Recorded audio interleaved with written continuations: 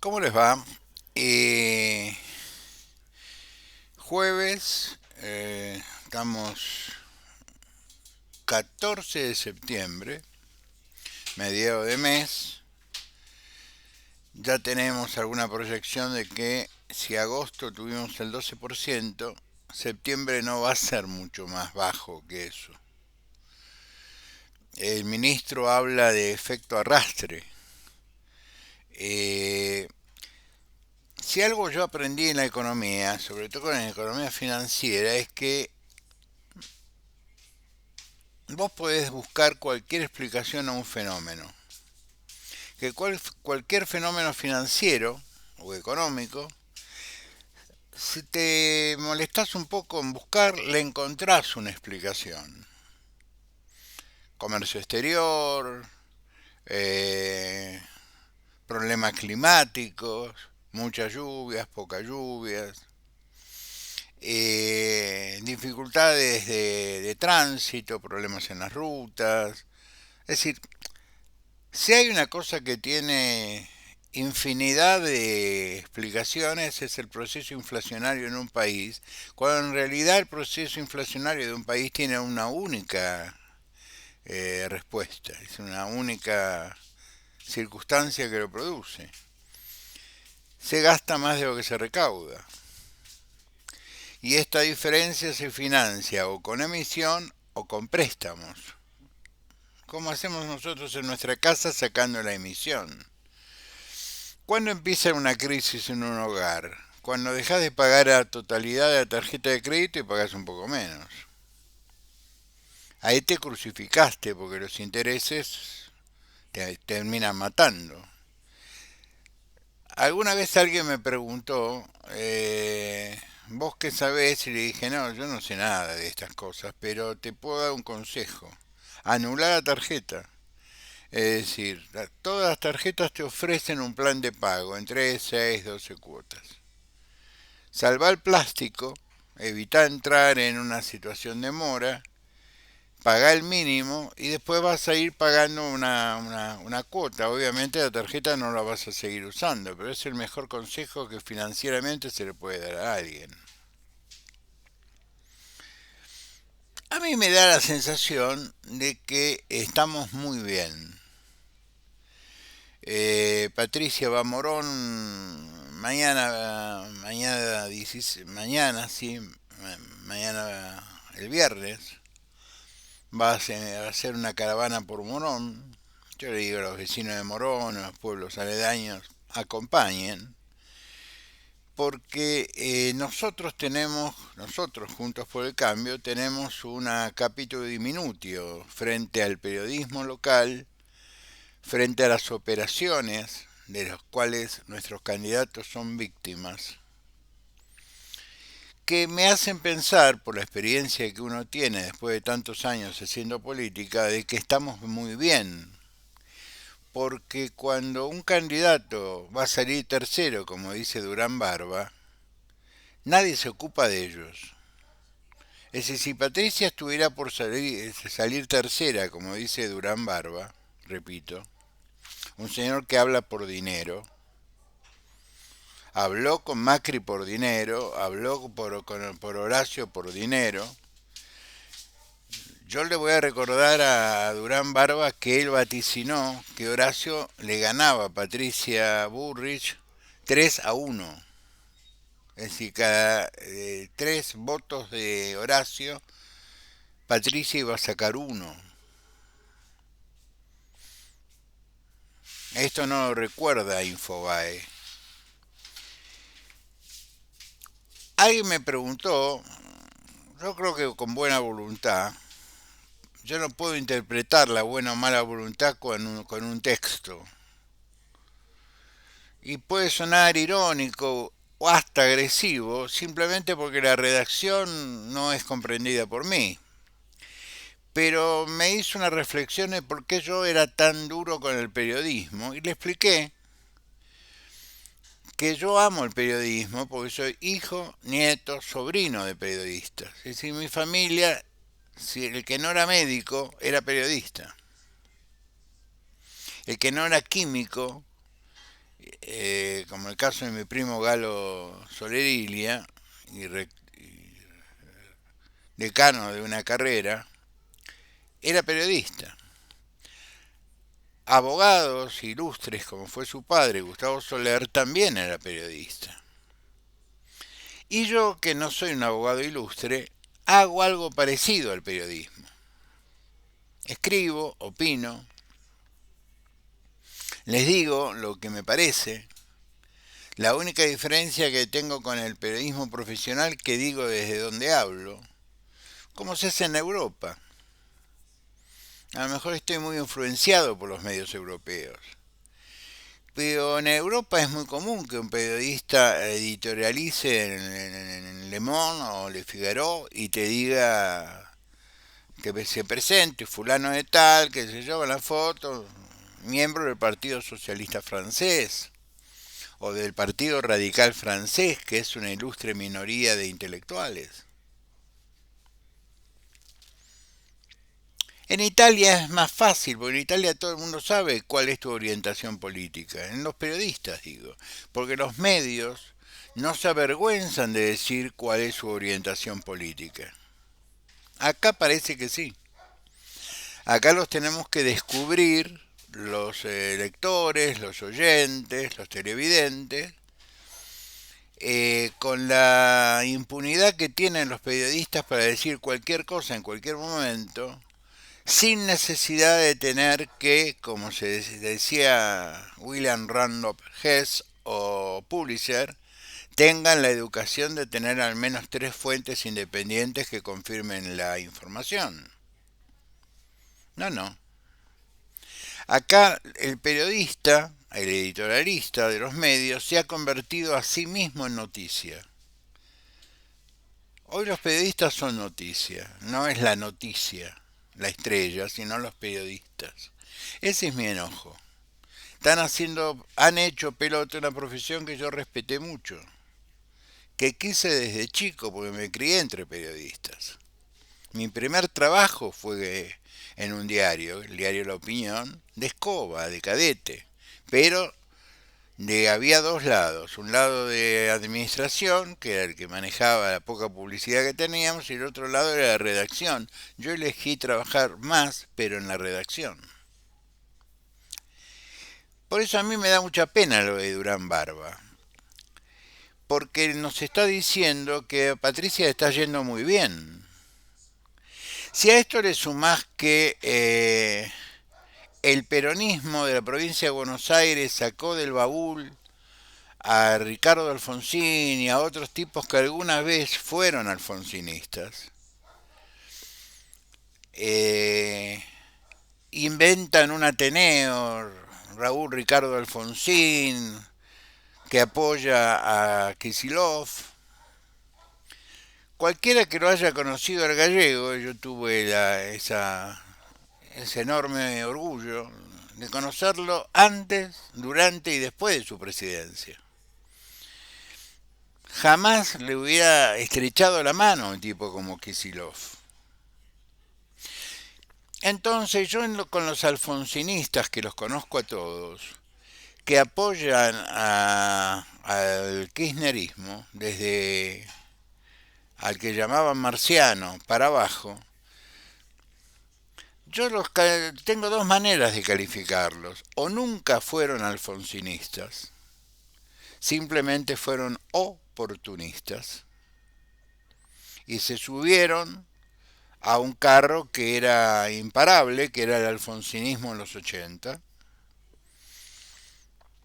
o sufrieron una metamorfosis personal con el paso de los años, cosa que suele ocurrir cuando tenés algunas debilidades de carácter, que sos incapaz de enfrentar las situaciones con inteligencia, aún aquellas situaciones que son terminales, con inteligencia, y necesita del aplauso, necesita que lo entrevisten, necesita sentirse querido. Entonces se hacen oficialistas, no solo para tener una estructura de dirigentes y de punteros alrededor, sino básicamente para que lo llamen por teléfono, para que le hagan una entrevista. Si esto significa hacer papelones, como el tema de que una cámara te tenga que decir, ustedes están investigando un blef, con el tema de la Gestapo de Juntos por el Cambio. Si a vos te nombran presidente de una comisión, no te convertís en espía. Y yo no puedo creer, porque lo conozco hace medio siglo, que haya tratado de, como dicen algunos, de blanquear que siempre fue un buchón. Yo no creo que Leopoldo Moro haya sido un buchón,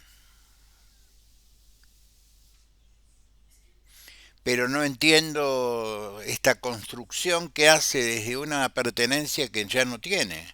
Pero claro, ustedes me dirán, el propio hijo banca esto. Bueno, Ricardo tampoco. Es decir, entre Ricardo y Leopoldo, al menos Moró hizo política. Ricardo, lo de Ricardo es un problema psiquiátrico, psicológico. Papá me ignoraba. Pero no quería hablar de eso. Quería hablar de esta confusión. Si está tan mal, Patricia, ¿por qué se confunden con ella?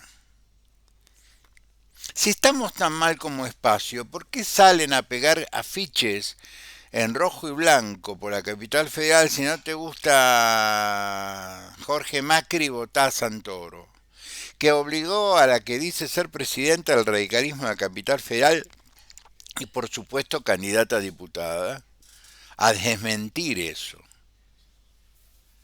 Pero el que hizo eso fue muy piola, porque ¿qué hace? Jugar sobre las contradicciones que tiene el radicalismo de la capital, básicamente el radicalismo que responde a Lustó, que es un radicalismo muy confuso, de negocios en el gobierno de la ciudad, con negocios en la legislatura, con una convivencia promiscua con el kirchnerismo de la capital. Entonces, en esta confusión, un cartel rojo y blanco suma la confusión. Entonces, esta pobre chica saca un tuit que en mi carácter de presidenta y de candidata a diputada nos recuerda que va a tener trabajo 4 años más. Desmiento que esos carteles hayan sido pegados por nosotros y volvemos a firmar nuestra pertenencia juntos por el cambio.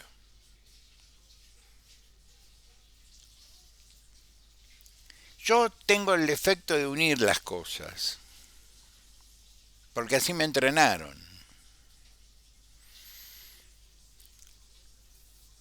El derecho constitucional, cuando vos lo tenés que explicar, tenés que unir cosas, porque tiene una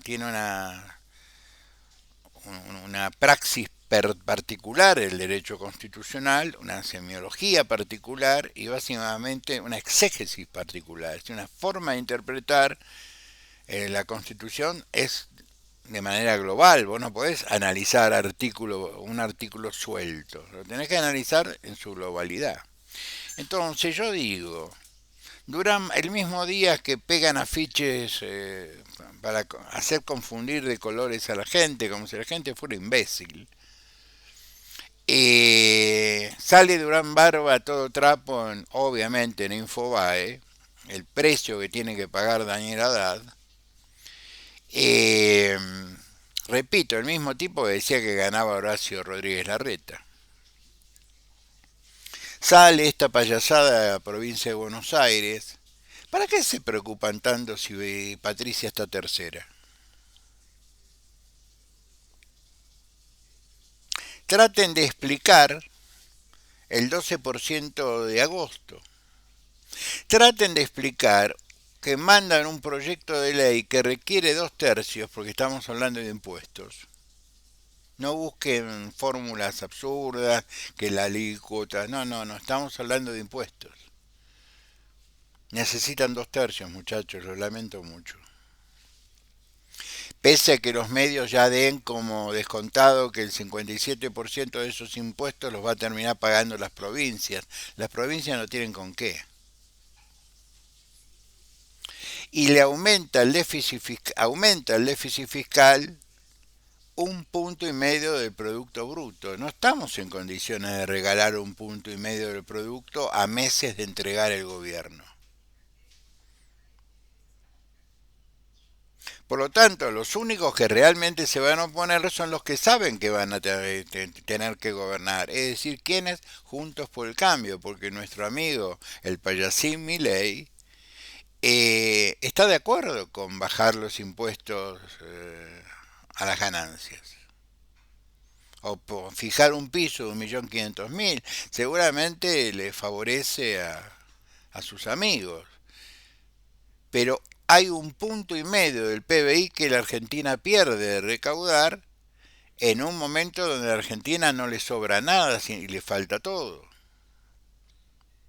Y vamos a ser sinceros, alcanza el 0,88% de los asalariados, es decir, a los jubilados, pensionados, a los empleados de comercio, a los empleados públicos, a los empleados municipales, a los abogados, a los médicos.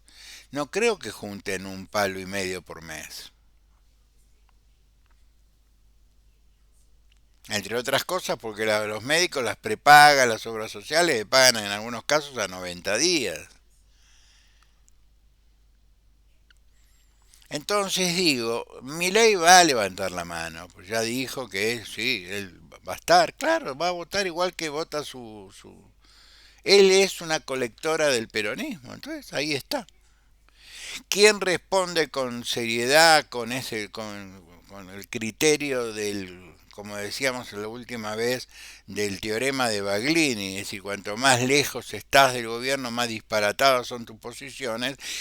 Y a contrario sensu, cuanto más cerca estás del gobierno, más sensatas son tus posiciones. Entonces, ustedes analicen la sensatez de los candidatos.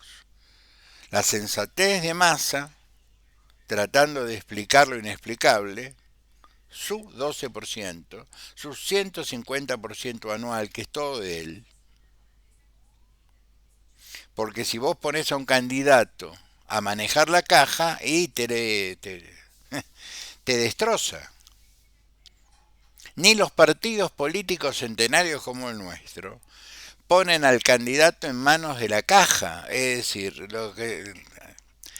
hay un apoderado especial que es el encargado, o jefe de campaña, que es el encargado de administrar el dinero. Entonces, cuando el candidato viene y dice, no, no, no, pará.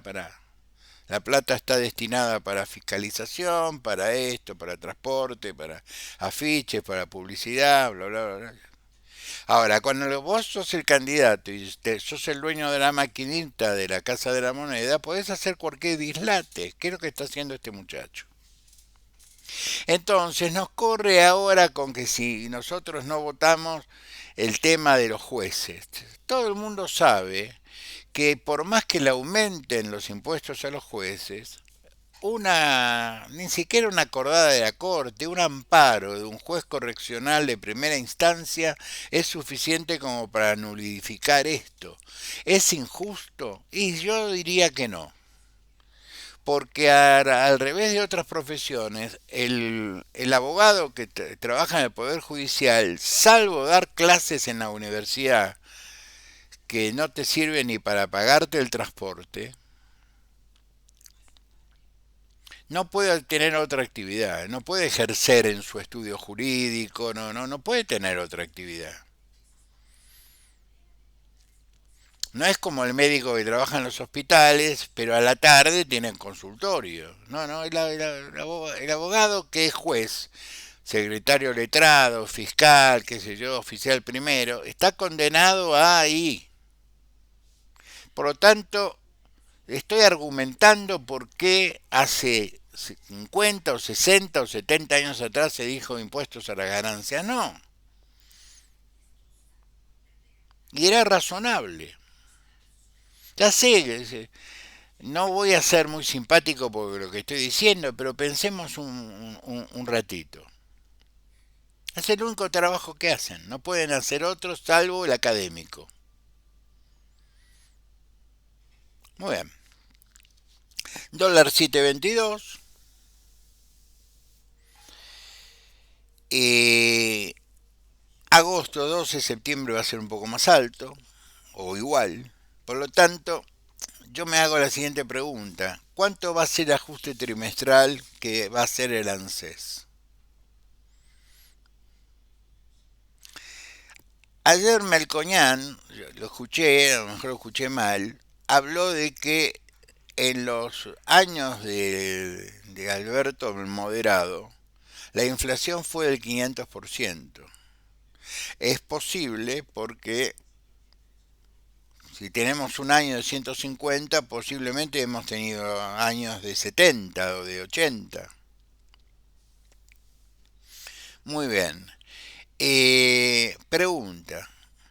A los jubilados y pensionados, ¿nos ajustaron el 500%? No. Por lo tanto, este único argumento, que el ajuste trimestral que le hicieron a los jubilados y pensionados es inferior a la inflación registrada, este único argumento es suficiente como para iniciar una acción contra el Estado. Porque hay tres fallos de la Corte, pero dos son muy concretos, son muy, ¿no? Barradaro 1 y 2, que dice, pone condiciones al Estado pagador. Primero, hay que mantener la pirámide, es decir, el que más aportó más gana. Y segundo, en ningún caso y bajo ninguna circunstancia, la inflación puede ser superior al ajuste. O, para decirlo de otra manera, el ajuste puede ser inferior a la inflación, porque la idea de ambos casos era que la jubilación no perdiera contra la inflación. Por lo tanto, el gobierno que venga, Patricia querida, vas a tener que buscar una salida política a este problema que no es un problema menor. Y no es muy complicado, porque la diferencia puede llegar a ser un 200 y pico por ciento. Y ese 200 y pico por ciento lo podemos prorratear a los pagarlo al contado en pocas cuotas por una cuestión de edad los que menos cobran, que fueron los que más recibieron, cosa que me parece razonable, donde la distancia es más corta. Pero si vos cobraste más de dos mínimos, no tenías derecho a nada. Ni a bonos, ni a ajustes, ni a premios, ni a nada. Entonces yo creo que nos vamos a enfrentar el gobierno que viene con esta dificultad. Yo hoy puse un tuit, con esto termino, diciendo que nos toca a nosotros la tarea de hacer de publicidad, de agencias de publicidad a Patricia Bullrich. Es nuestra obligación, de alguna manera, de multiplicar la voz, el discurso, porque evidentemente los medios de comunicación no nos quieren adentro. No hay forma de que nos quieran adentro. Y tengo que hacer una fe de ratas. Del programa donde estuvo Mauricio Macri en Canal 13, hay un solo periodista que tengo que rescatar, porque me olvidé, lo anoté y me olvidé, que fue Osvaldo Bazán. El único que hizo una pregunta concreta, coherente y llena de inteligencia. El resto daban pena, incluido el conductor. Me parece, un consejo que doy a la gente de TN, ya es hora que Bazán tenga un programa él y no sea un panelista, un periodista que acompañe una mesa. Le sobra para tener un programa y al resto le falta para tenerlo. Ustedes tienen dado vuelta a la ecuación. Quería decirles estas cosas. por una cuestión de militancia política, de compromiso con la democracia, de compromiso con lo que he sentido toda mi vida, pensando inclusive en lo que me diría mi padre, lo que diría mi abuelo, lo que diría la gente que he querido que ya no está conmigo, lo que diría el propio Raúl. Si no es urgente, espera después de las elecciones. Y no es urgente. Es necesario, es indispensable, pero no es urgente. Entonces, yo voy a seguir con ustedes hasta el día de elección, pegándole duro y parejo, si es posible todos los días, porque me quiero convertir en, en el difusor más fuerte que pueda tener Patricia, y voy a explicar brevemente por qué. Patricia y yo empezamos a militar el mismo año, en dos lugares opuestos, absolutamente opuestos. Ella militaba en la Juventud Peronista y yo militaba en la Juventud Radical. Yo sabía, porque tonto nunca fui y siempre escuché a mis mayores, que el peronismo era más que nosotros. Nunca imaginé en mi adolescencia y mi inicio de mi juventud que algún día la vida, la política, nos iba a juntar a Patricia Bullrich y a mí. A mí y a miles de radicales como yo que militamos desde esos años. Pero la política nos juntó y hoy ella es mi candidata a presidente. Y estoy muy contento porque tengo muy buena memoria. Y hoy le contesté a un tuit de una señora que tiene 200 seguidores que me decía que Patricia había sido montonera y que había estado presa en Devoto. Entonces yo le mandé la dirección de Devoto, Bermúdez 2651, que era una cárcel es una cárcel correccional, o lo era en esos años, de varones. Por lo tanto, nunca Patricia pudo haber estado detenida en Devoto. No le iba a dar el nombre de la unidad penitenciaria donde se alojaban mujeres, pero estaba en la calle Humberto Primo. Tengo una memoria de elefante de esos años, porque nunca voy a decir por qué, pero tengo una memoria de elefante. Que sí, seguiremos juntos hasta el domingo de elección y la semana siguiente me someto a una serie de pre para una intervención quirúrgica que no es muy complicada, pero la puedo posponer porque me parece que tenemos que estar todos con toda nuestra atención puesta en una elección que es despareja. Y es despareja porque estamos ganando. Porque si estuviéramos perdiendo, la que iría todos los días a los programas de televisión sería Patricia, no Milei. Al que no le pedían explicaciones es a Patricia, como no le piden explicaciones a Massa. Tranquilos, estamos muy bien. Yo sé por qué se los digo. Los quiero mucho, nos vemos si es posible mañana, si no el lunes. Los quiero a todos, sean buenos, pórtense bien.